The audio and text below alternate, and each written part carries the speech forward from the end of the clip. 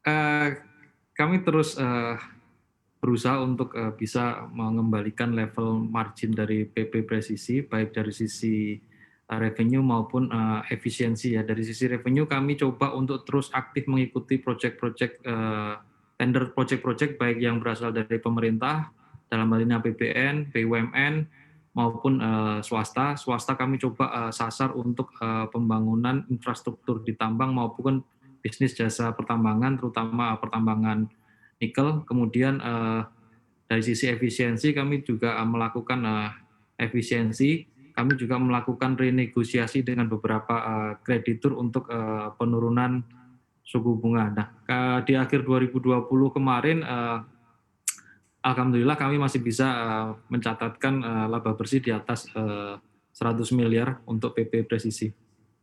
Mhm, oke, Pak, Benny, kalau saat ini kita lihat kan kontribusi beberapa kontrak baru PPRE atau PP Presisi di induk usaha ini masih sekitar 80%. Nah, seperti apa, PP Presisi sendiri bisa mengembangkan kontribusi justru di luar grup, Pak? Apakah perlu ada memperkuat modal lagi atau permodalan lagi, seperti apa, Pak Benny? Ya, terus terang memang di tahun 2020 kemarin sebagian besar kontribusi kontrak baru berasal dari induk kami PT PP karena memang, pandemi Covid-19 ini menyebabkan banyak sekali penundaan, tender project-project baru. Nah, di 2021 ini kami berusaha untuk aktif, mengembalikan porsi market dari luar grup seperti yang terjadi di tahun 2019 dan 2018, di mana porsi market dari luar, grup atau dari luar PP mencapai 49%.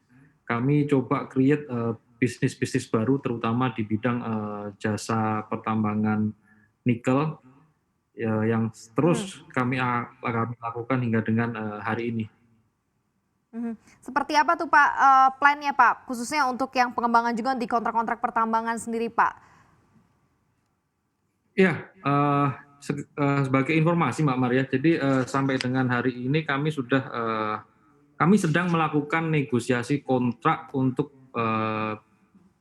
bisnis pertambangan, nikel atau jasa pertambangan.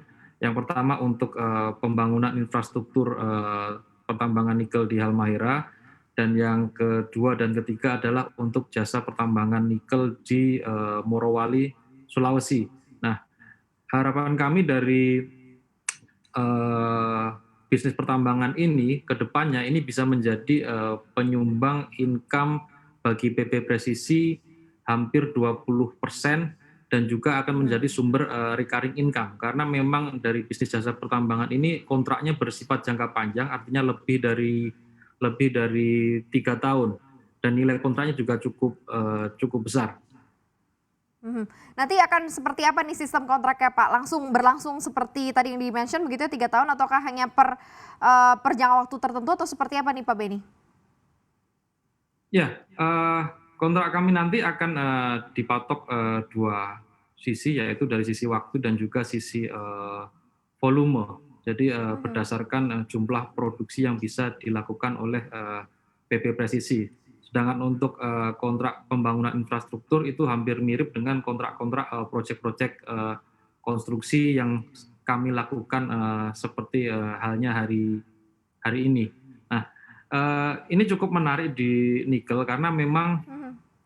tren untuk 5 sampai 10 tahun ke depan ini di tengah, pertumbuhan mobil listrik, di mana baterai sebagai, komponen penting dalam mobil listrik dan juga nikel sebagai, bahan baku utama untuk, pembuatan, baterai.